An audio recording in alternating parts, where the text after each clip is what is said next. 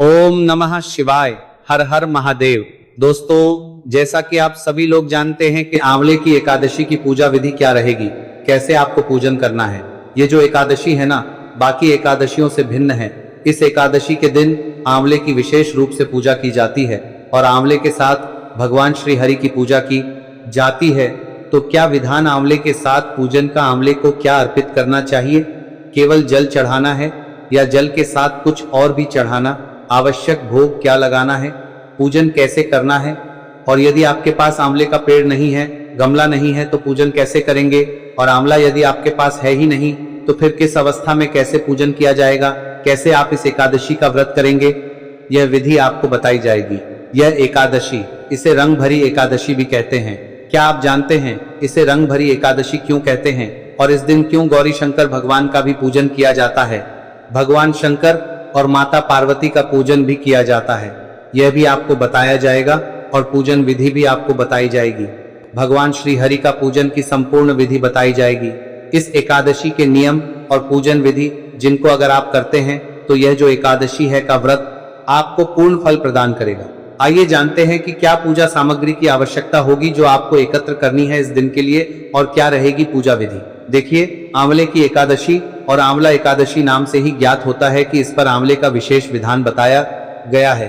आंवले के अन्य प्रयोग बताएं, उससे पहले जानते हैं कि आपको इस दिन आंवले की पूजा कैसे करनी है। इस एकादशी पर भगवान लक्ष्मी नारायण के साथ आंवले की पूजा होती है। तो आपके पास आंवले का पेड़ हो, पौधा हो, गमला हो तो सर्वोत्तम है, आपको करना ही चाहिए। उसके साथ पूजन, यदि आंवले का पेड़, पौधा, गमला ना हो तो आप आंवले का फल लीजिए और आंवले के फल को ही वृक्ष रूप में समझ के उसका पूजन कीजिए। परंतु इस एकादशी का यदि आप व्रत करते हैं तो आपको आंवले का पूजन अवश्य करना चाहिए, उसके बिना यह एकादशी का व्रत अधूरा है। साथ ही आंवले के 4 प्रयोग जो बताने हैं, उन 4 प्रयोगों को भी आपको अवश्य ही करना चाहिए, तभी आपका व्रत जो है वह इस एकादशी के नियमों के अनुसार पूर्ण होता है। और इस दिन भगवान शंकर और माता पार्वती का पूजन भी आपको विशेष रूप से करना चाहिए। क्यों? क्योंकि इसे रंग भरी एकादशी उन्हीं के नाम से और उन्हीं के कारण कहा जाता है। ऐसा माना जाता है कि जब पर माता पार्वती और भगवान शंकर का विवाह हो गया था तो पहली बार इसी एकादशी के दिन भगवान शंकर और माता पार्वती काशी पधारे थे और उनके पृथ्वी पर आगमन तथा काशी में आगमन के उपलक्ष्य में होली से पहले ईर और गुलाल से उनका पूजन किया गया था, उनका स्वागत किया गया था। तभी से इस एकादशी को रंग भरी एकादशी के नाम से जाना जाता है। और यह भी प्रथा है कि बनारस में अर्थात में इस एकादशी के साथ ही होली का उत्सव आरंभ हो जाता है, जो आगे पूर्णिमा तक चलता है। बनारस में जो होली मनाई जाती है ना, वो रंग भरी एकादशी से शुरू हो जाती है, क्योंकि इस दिन भगवान शंकर और माता पार्वती बनारस पधारे हैं। इसीलिए इस दिन आपको अगर संभव हो तो भगवान शंकर और माता पार्वती का पूजन भी एकादशी के व्रत पूजन के साथ ही कर लेना चाहिए। आइए पूजन विधि आरंभ करते हैं। सामग्री आपको देते हैं, वह सामग्री आप एकत्र कर लीजिए और उसके बाद हम पूजन आरंभ करेंगे। सामग्री में भगवान श्री हरि विष्णु की कोई तस्वीर या प्रतिमा आपके पास होगी। महालक्ष्मी साथ में हो तो और उत्तम है। इसमें यदि आपके पास प्रतिमा हो तो सर्वोत्तम मानी जाएगी, क्योंकि आप प्रतिमा को अभिषेक भी करा सकते हैं। तो पूजा में सामग्री में आपको हमने बताई, तस्वीरें आपको चाहिए, तस्वीर के साथ में प्रतिमा यदि हो तो उत्तम है। भगवान गौरी मतलब पार्वती माता और भगवान शंकर की कोई प्रतिमा या तस्वीर आपके पास हो वो रखिएगा। आपके पास आंवले का कोई गमला होगा, पौधा होगा, उसको अगर वह अंदर आ सकता है, घर में जहां पूजा का जो स्थल है वहां आ सकता है तो वहां ले आइए। अगर कोई वृक्ष है तो यह सारी की सारी सामग्री आपने करनी है उस वृक्ष के वहां पर, क्योंकि आंवले का पूजन तो आपको अवश्य करना ही है इस एकादशी में, क्योंकि वह आंवले का वृक्ष अंदर नहीं आता सकता। तो आप बाहर जाकर पूजन कर लीजिए, वहां बैठकर पूजन कीजिए, पर आंवले का पूजन अवश्य कीजिए। जो माताएं बहनें यह कहती हैं कि उनके पास आंवले का पेड़ नहीं है, पौधा नहीं है, तो आप आंवले का फल ले लीजिएगा, आंवले का फल लीजिएगा। इसके अतिरिक्त सामग्री में रोली, मोली, पान, सुपारी, लौंग, इलायची, धूप, दीप, नए खुले पुष्प, फूलों की माला आपके पास हो तो फूलों की माला, एक शुद्ध जल लीजिएगा और शुद्ध जल से पहले उसमें गंगा जल मिलाइएगा। त्रिवेणी का जल हो तो त्रिवेणी का जल मिलाइएगा और उसमें शुद्ध जल भर के रख लीजिएगा। यह सारी सामग्री आपने एकत्र करनी है। इत्र अगर मिल जाता है तो और उत्तम है, और जनेऊ अगर आपके पास हो तो वो भी रख लीजिएगा, बहुत उत्तम रहेगा। जनेऊ 2 रखिएगा। अगर रख रहे हैं तो एक भगवान शंकर के लिए और एक भगवान श्री हरि विष्णु के लिए। 2 पान के पत्ते अगर आपके पास हो तो 2 पान के पत्ते रखिएगा, या पान का बना बनाया बीड़ा भी आप लाए, मीठा पान भी रख सकते हैं। ये सारी सामग्री आप एकत्र कीजिए, आसान लगा के बैठ जाइए, उत्तर दिशा की ओर मुख करके सबसे पहले सारी सामग्री का शुद्धिकरण करेंगे। फिर आप विधि विधान से भगवान की स्थापना करेंगे और फिर विधि पूर्वक पूजन करेंगे। शुद्धि करने के लिए पुष्प लीजिए, उसको जो लोटे में जल भरा है उसमें डुबो और सारी सामग्री पर, और जहां बैठे हैं वहां सभी जगह पर जल के छींटे दीजिए। हम यहां से मंत्र पढ़ते हैं, ओम अपवित्रः पवित्रो वा सर्वावस्थान गतो पिवा, यह स्मरेत पुंडरीकाक्षं सब बाह्याभ्यंतरः शुचिए। इस प्रकार सभी जगह पुष्प से छींटे दीजिए, इससे शुद्धिकरण हो जाएगा इस स्थान का। अब भगवान की स्थापना करेंगे। भगवान की स्थापना करने के लिए यदि आपके पास चौकी है तो चौकी पर भगवान को विराजमान करेंगे। चौकी नहीं है तो आप पृथ्वी पर भी विराजमान कर सकते हैं। जहां भी आप भगवान को स्थापित कर रहे हैं, विराजमान कर रहे हैं, वहां पर पुष्प बिखरा दीजिए, थोड़े से पुष्प छोड़ दीजिए और उसके ऊपर भगवान को स्थापित कीजिए।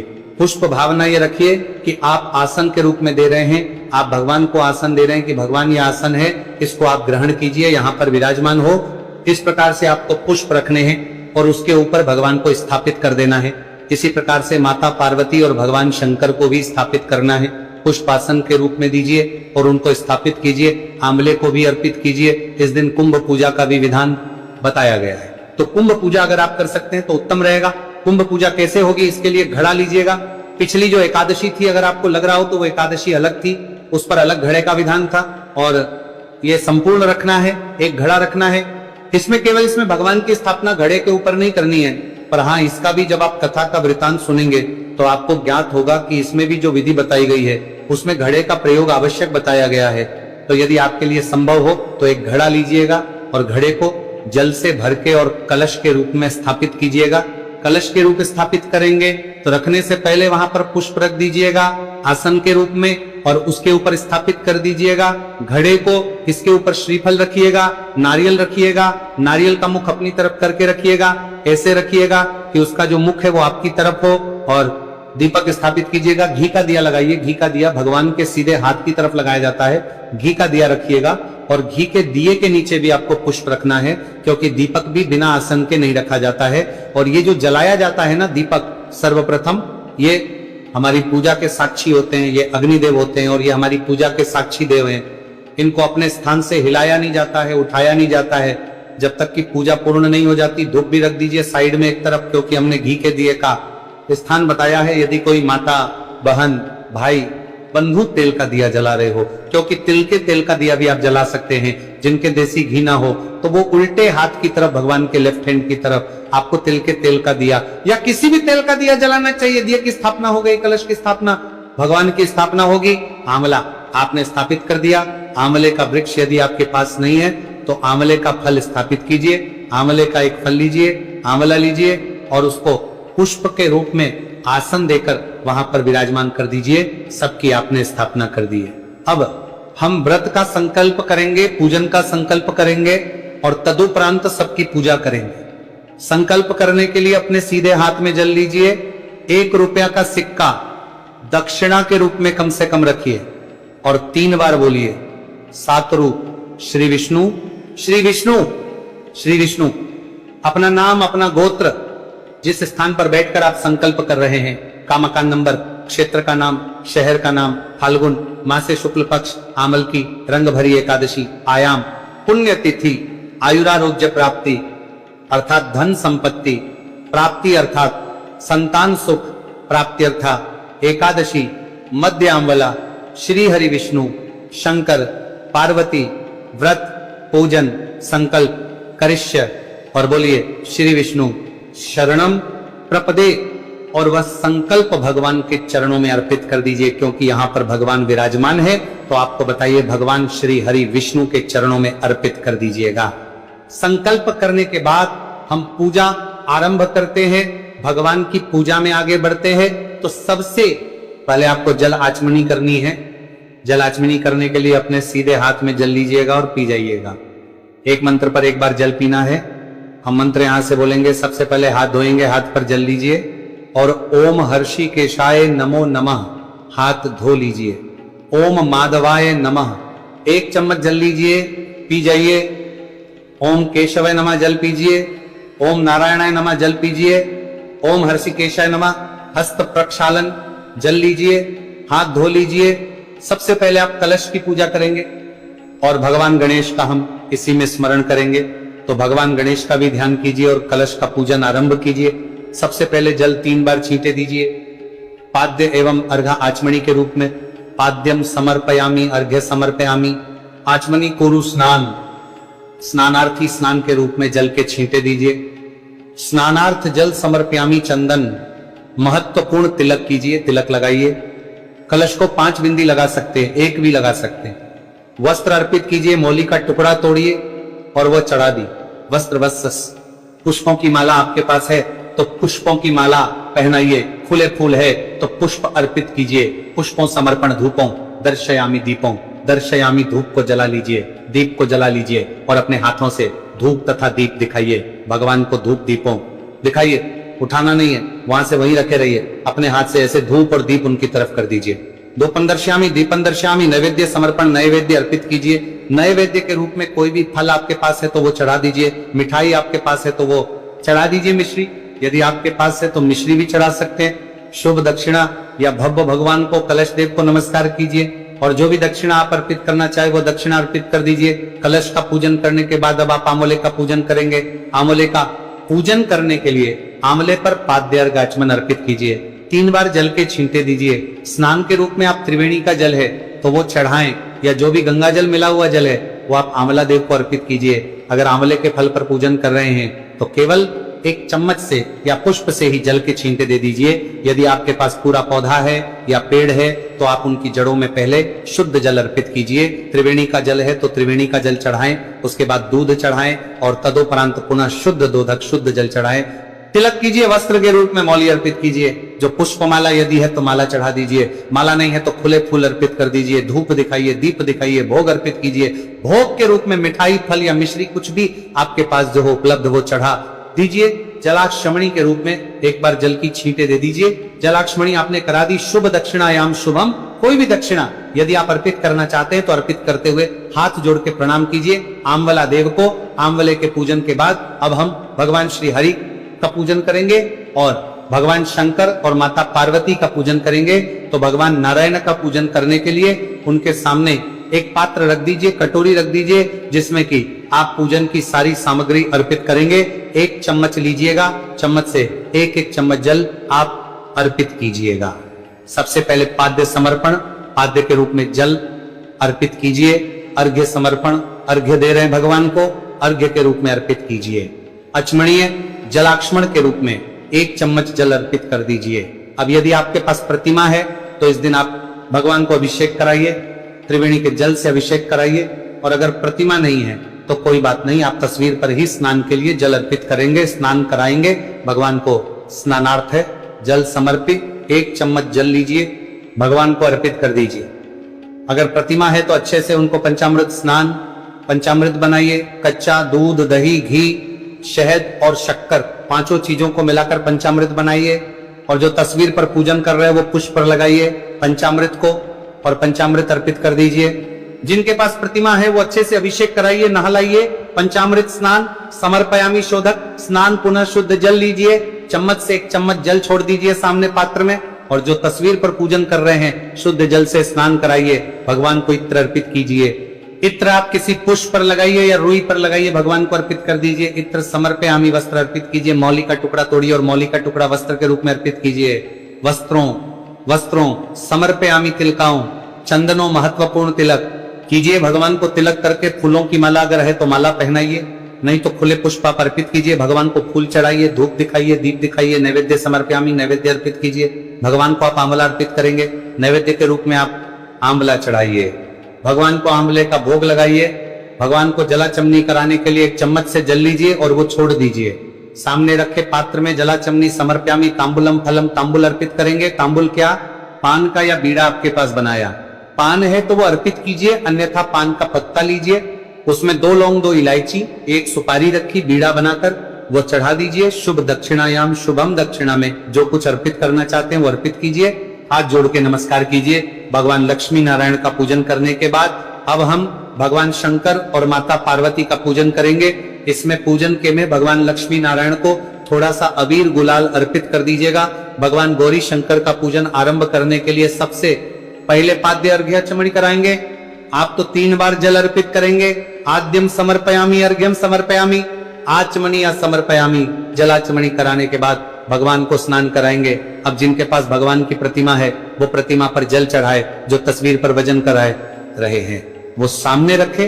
पात्र में स्नान के रूप में जल अर्पित कीजिएगा। भाव रखिएगा कि आप प्रेम से भगवान को स्नान करा रहे हैं। स्नानार्थ हैं तो भगवान को स्नान कराइए, प्रेम से स्नान कराइए, पंचामृत से स्नान कराइए।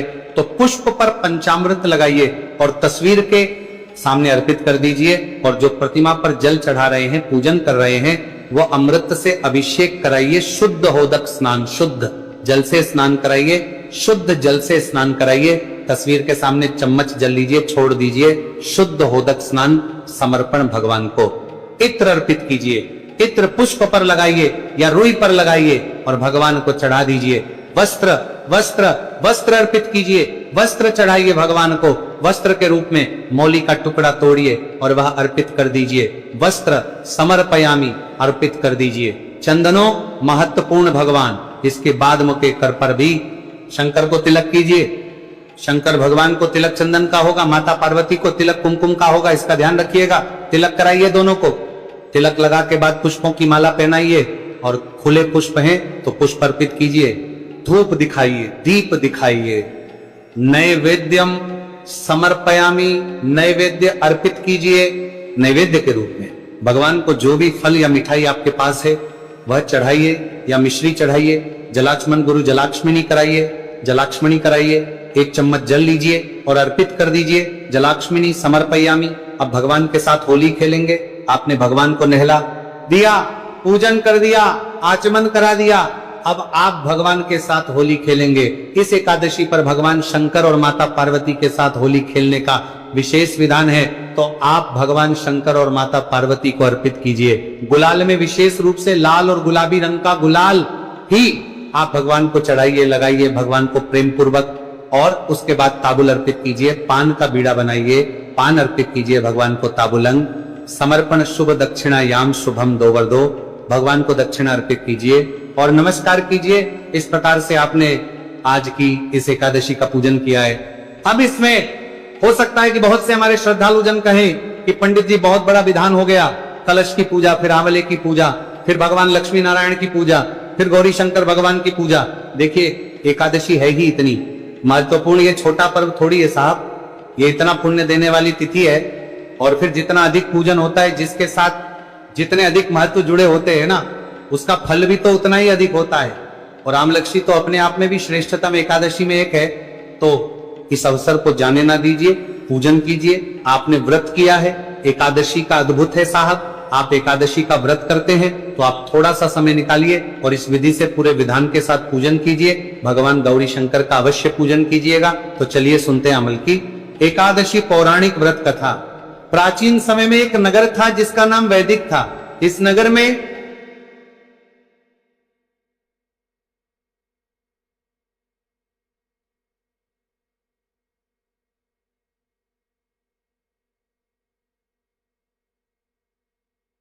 हुए।